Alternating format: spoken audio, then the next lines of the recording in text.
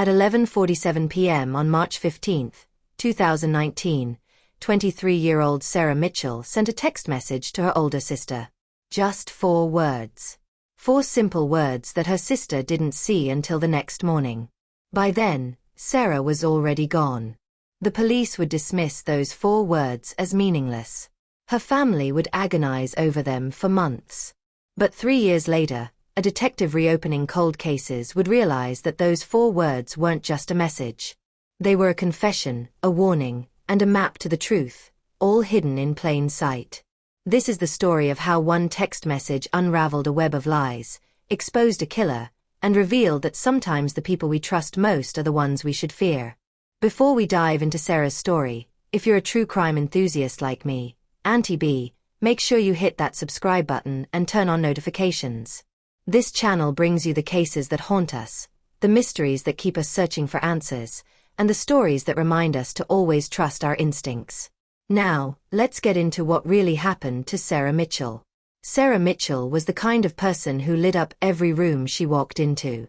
Growing up in the small town of Millbrook, Connecticut, she was known for her infectious laugh, her loyalty to her friends, and her dreams of becoming a child psychologist. After graduating from Eastern Connecticut State University in 2018, she moved to Hartford to start her master's program. She lived alone in a modest 1-bedroom apartment in the West End neighborhood, worked part-time at a local coffee shop, and stayed in constant contact with her family, especially her older sister, Emily. Emily Mitchell Torres was 30 years old, married with a 2-year-old daughter, and living back in Millbrook. Despite the hours' drive between them, the sisters talked or texted almost every day. They were best friends, confidants, the kind of sisters who could communicate with just a look. So when Emily woke up on the morning of March 16, 2019, and saw Sarah's text from the night before, she immediately knew something was wrong. The text read, "He knows about Jackson." Just 4 words. No context. No explanation. And most confusing of all, Emily had no idea who Jackson was. She tried calling Sarah immediately. The phone rang and rang, then went to voicemail. She called again. Same result. She sent text after text. No response. By noon, Emily's concern had turned to full-blown panic. She called Sarah's roommate from college, her co-workers at the coffee shop, even the administrative office at her university. No one had seen or heard from Sarah since Friday afternoon. At 2:30 p.m. on March 16, Emily called the Hartford Police Department to report her sister missing. The officer who took her call was polite but not particularly concerned. Sarah was an adult. She'd been gone less than 24 hours. Maybe she went on a spontaneous trip. Maybe she turned off her phone to have some alone time. Young people do impulsive things. Give it another day. But Emily knew her sister. Sarah didn't do impulsive. Sarah didn't disappear without telling anyone. And Sarah definitely didn't send cryptic messages in the middle of the night and then vanish. By March 17, when Sarah still hadn't surfaced, the police agreed to do a wellness check at her apartment. What they found there would turn this from a routine missing person case into something far more sinister. Sarah's apartment was located on the 2nd floor of a converted Victorian house. When police arrived with the landlord to unlock the door, they immediately noticed something strange. The door was unlocked. Not just unlocked, but slightly ajar, as if someone had left in a hurry and didn't bother to close it properly. Inside, the apartment told a story of interrupted normalcy. Sarah's laptop was open on the coffee table, still powered on, with her email inbox displayed on the screen. Her purse was on the kitchen counter. Her phone was plugged in by her bed, charging. Her wallet, ID, credit cards, all still inside the purse. Her car keys hung on the hook by the door. Her car was still in its assigned parking spot. But Sarah was nowhere to be found. The apartment showed no signs of a struggle. Nothing appeared to be broken or disturbed. The bed was made. Dishes were drying in the rack by the sink. Everything seemed normal, except for one detail that the responding officers almost missed.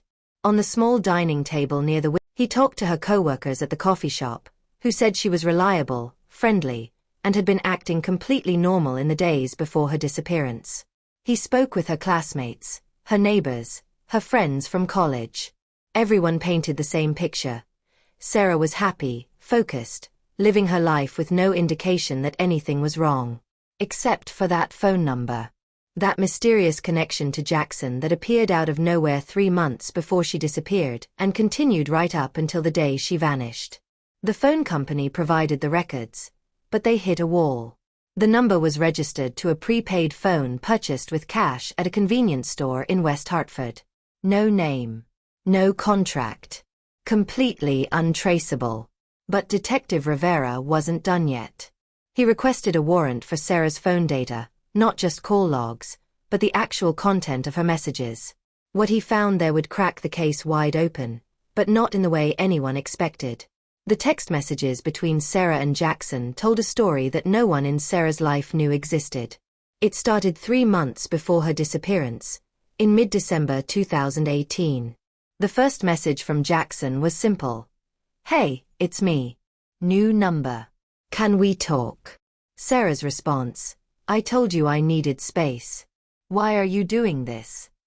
From there, the messages revealed a complicated relationship. Jackson was persistent, sending messages every day, sometimes multiple times a day. At first, Sarah's responses were short, resistant. "Please stop. I can't do this. You need to move on." But gradually, over the course of weeks, her responses got longer. They started having real conversations. He would tell her about his day. She would share things about her classes. He made her laugh. You could tell from the tone of her messages.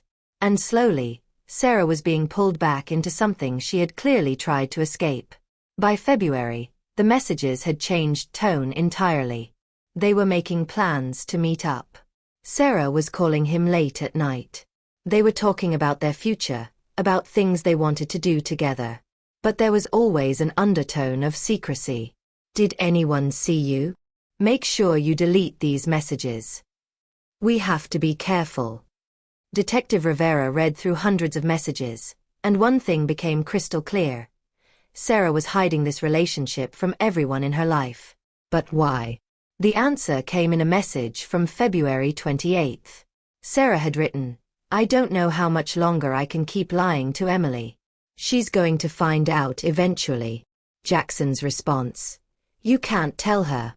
Not yet. You know what will happen if people find out." "I know," Sarah replied. "But she's my sister. I hate keeping this from her." "Just a little longer," Jackson wrote back. "I promise, we'll figure it out. But right now, we have to keep this between us." Rivera leaned forward, studying the screen. What were they hiding? Why did Sarah feel she couldn't tell her own sister about this relationship? He kept reading.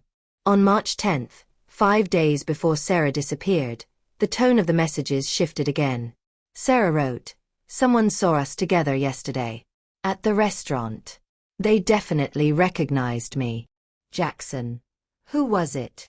Sarah, "I don't know." When Sarah was a sophomore at Millbrook High School, going through a difficult time after her grandmother's death, Jack Kennedy had been the person she turned to. He was young for a guidance counselor, only 33 at the time, charismatic and easy to talk to. By all accounts, he had helped Sarah work through her grief and get her grades back on track. What no one knew, what Sarah had never told anyone, was that their relationship had crossed a line. It started innocently enough, with extra counseling sessions after school. Then came the text messages, just checking in on how she was doing. Then private meetings off campus, just to talk. By the time Sarah was a senior, she and Jack Kennedy were involved in a full-blown inappropriate relationship. She was 17. He was 35. Married. A father. And in a position of authority over her. When Sarah left for college, the relationship ended. Or so everyone thought. But those text messages told a different story. Jack had reached out to Sarah in December, 3 months before her disappearance. And despite knowing it was wrong, despite trying to move on with her life, Sarah had been pulled back in. Detective Rivera immediately brought Jack Kennedy in for questioning. Jack arrived at the Hartford Police Department on March 26 with a lawyer by his side, which told Rivera everything he needed to know. "Mr. Kennedy," Rivera began, "where were you on the night of March 15th? "Home with my family," Jack said smoothly. "My wife and children can confirm that." "And you've never been to Hartford? Never visited an apartment in the West End neighborhood?" "I've been to Hartford for work, sure. But I don't know anything about any apartment." Rivera slid a printed copy of the phone records across the table. "This phone number, the one you've been using to contact Sarah Mitchell, places you at her apartment multiple times over the past 3 months, including the night she disappeared." Jack barely glanced at the papers. "I don't know what phone number you're talking about." "That's not mine." Sarah's last text message to her sister said, "He knows about Jackson." "That's you, isn't it? You're Jackson. And someone found out about your affair with Sarah. Who was it?" "Your wife." For the first time, Jack's composure cracked. Just for a second, Rivera saw fear flash across his face. Then the lawyer intervened. "My client has answered your questions. Unless you're charging him with something, we're leaving." Rivera didn't have enough to hold him. No body. No physical evidence placing Jack at the scene during the disappearance. Just phone records and text messages that Jack could claim weren't his. They had to let him go.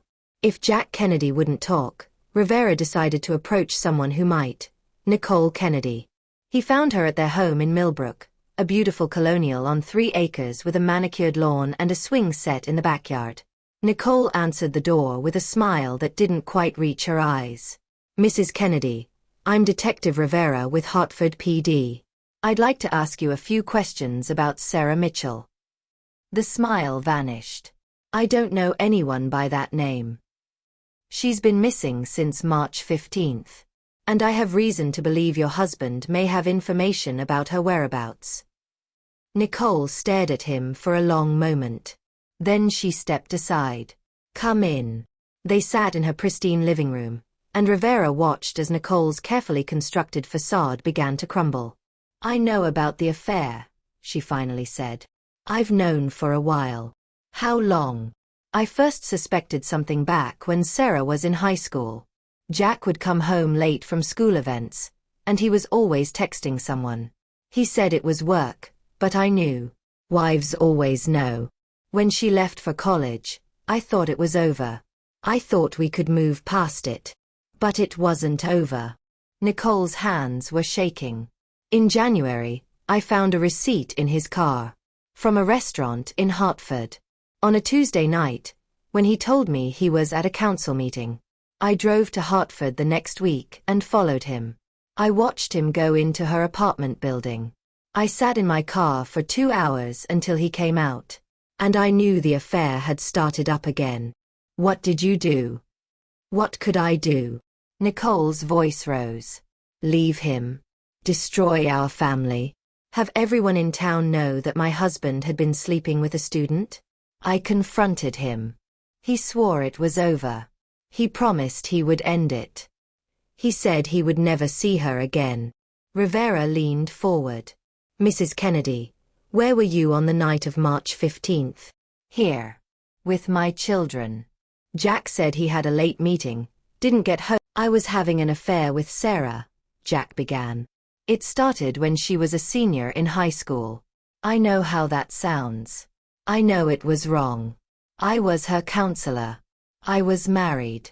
But I convinced myself we had a real connection, that age didn't matter, that what we felt for each other was genuine. When she left for college, I thought it was over. I tried to be a good husband, a good father. But I couldn't stop thinking about her." "So you reached out to her in December?" "Yes. I got a prepaid phone so Nicole wouldn't see the calls on our bill. Sarah resisted at first. She told me she was trying to move on, that what we had was in the past. But I wore her down. I always knew how to get through to her. By February, we were seeing each other regularly. I told myself I was going to leave Nicole, that Sarah and I would be together properly. But I was too much of a coward to actually do it. What happened on March 15th? Jack's hands were shaking. Someone saw us together at a restaurant the week before. Sarah was panicking. She said they definitely recognized her. That word would get back to her family. I told her I would handle it, but I didn't know what to do. Then on March 15th, Sarah called me. She said we needed to talk. She told me she couldn't do this anymore, that the guilt was eating her alive, that she was going to tell her sister everything. She said she was going to tell Emily about our relationship, about how it started when she was in high school, all of it. She wanted to come clean. And you didn't want that. I panicked. If Sarah told people the truth, my career would be over. I could face criminal charges for what I did when she was underage. My marriage, my reputation, everything would be destroyed. I begged her not to say anything. I told her we could figure something out. But she'd made up her mind. She said she was done lying. Rivera watched Jack carefully. What did you do? I left her apartment around 11. I was angry, scared. I called Nicole from the car and told her everything. I don't know why. Maybe I thought if I told her first, I could control the narrative. But Nicole. He paused, his voice breaking. Nicole went to Sarah's apartment. Your wife went to confront Sarah. Yes. She got there around 11:30. I didn't know she was going. She didn't tell me. I went home, and when Nicole came back around 1 a.m., there was blood on her hands. She told me what she'd done. Tell me exactly what your wife told you. Jack took a shaky breath. Nicole said she went to Sarah's apartment to talk to her. She wanted Sarah to leave us alone, to stay away from our family. But Sarah told her the truth. She told Nicole that I had pursued her when she was 17, that I had groomed her, manipulated her. Sarah showed Nicole text messages I'd sent over the years, explicit messages, proof that I had been in an inappropriate relationship with a minor. Nicole realized that I wasn't the victim in this. I was a predator. And Sarah was the one who had been hurt. But Nicole still killed her. Nicole said it was an accident. They were arguing, Sarah was crying, saying she was going to report me, that I deserved to be in prison for what I did. Nicole grabbed her, trying to get her phone, and Sarah fought back. She scratched Nicole's arm, drew blood. That's how Nicole's DNA ended up at the scene. Nicole grabbed a knife from Sarah's kitchen and... Jack couldn't finish the sentence. Where is Sarah's body, Mr. Kennedy? We buried her on our property. In the woods behind our house. There's an old stone wall about half a mile into the trees. We put her there. Police found Sarah Mitchell's body exactly where Jack said it would be. She had been stabbed multiple times and buried in a shallow grave. The medical examiner determined she had died shortly after midnight on March 16th, just an hour after sending that final text to her sister. Nicole Kennedy was charged with first-degree murder, tampering with evidence, and conspiracy. Jack Kennedy was charged as an accessory after the fact, tampering with evidence, and multiple counts of sexual assault of a minor based on evidence found in the text messages from years earlier. During Nicole's trial, prosecutors argued that the murder was premeditated. Nicole had driven to Hartford with a clear purpose: to eliminate the threat Sarah posed to her family. She had taken plastic bags and cleaning supplies with her, suggesting she had planned to clean up evidence. The accident story Jack told was just that, a story, designed to minimize Nicole's culpability. Nicole's defense argued that she had acted in the heat of passion, discovering that her husband had been abusing a teenager and that the affair had continued for years. They painted her as a betrayed wife pushed to a breaking point. But the physical evidence told a different story. Sarah had been stabbed 6 times. This wasn't a momentary loss of control. This was rage. The jury deliberated for 3 days before finding Nicole Kennedy guilty of first-degree murder. She was sentenced to life in prison without the possibility of parole. Jack Kennedy took a plea deal. In exchange for his testimony against Nicole and his full confession, he received a sentence of 15 to 25 years for sexual assault and accessory to murder. He would be eligible for parole in 2034. After the trials ended, Emily Mitchell-Torres sat down with Detective Rivera one last time. She needed to understand something that still haunted her. "That last text," she said. "He knows about Jackson. I've read it 1,000 times. What was she trying to tell me?" Rivera had spent a lot of time thinking about this too. "I think Sarah knew Nicole was coming. Jack called Nicole right after he left Sarah's apartment. Sarah's phone records show she called Jack twice after he left, but he didn't answer. I think she figured out that he had told his wife. And she texted you because she knew she was in danger. She was telling you who was responsible. But why didn't she call the police? Why didn't she call me right away instead of texting? I think she heard Nicole at the door. I think she sent that text in the moments before Nicole got into the apartment. It was all the time she had." Emily's eyes filled with tears. "If I had just looked at my phone that night. If I had seen the text right away instead of the next morning." "You couldn't have known," Rivera said gently. "Sarah sent that text at 11:47. By the time you would have been able to do anything, it was already too late. But Emily, I want you to understand something. That text, those 4 words, they're the reason we caught Sarah's killers. Without that message, we might never have made the connection to Jack Kennedy. Sarah left you a trail of breadcrumbs, and it led us right to the truth." Emily wiped her eyes. She was always smarter than everyone gave her credit for. She was, Rivera agreed. And even in her final moments, even when she was terrified and knew what was coming, she made sure justice would be served. That text message revealed everything. It just took us a while to understand what she was trying to tell us. Sarah Mitchell's case sent shockwaves through both Hartford and Millbrook. The revelation that a respected guidance counselor had been abusing his position to prey on a teenage student led to investigations at Millbrook High School and reforms in how schools handle relationships between staff and students. Emily Mitchell-Torres became an advocate for survivors of grooming and abuse, speaking publicly about her sister's story and the warning signs she wished she had seen. She started a foundation in Sarah's name to provide counseling and support for young people who have experienced inappropriate relationships with authority figures. Sarah's parents, devastated by the loss of their youngest daughter, found some small measure of peace in knowing that the people responsible for her death were behind bars. They visit her grave every week, and Emily brings her daughter, now 6 years old, to leave flowers for the aunt she'll never get to meet. The apartment where Sarah lived has new tenants now. The coffee shop where she worked has a small memorial plaque behind the counter.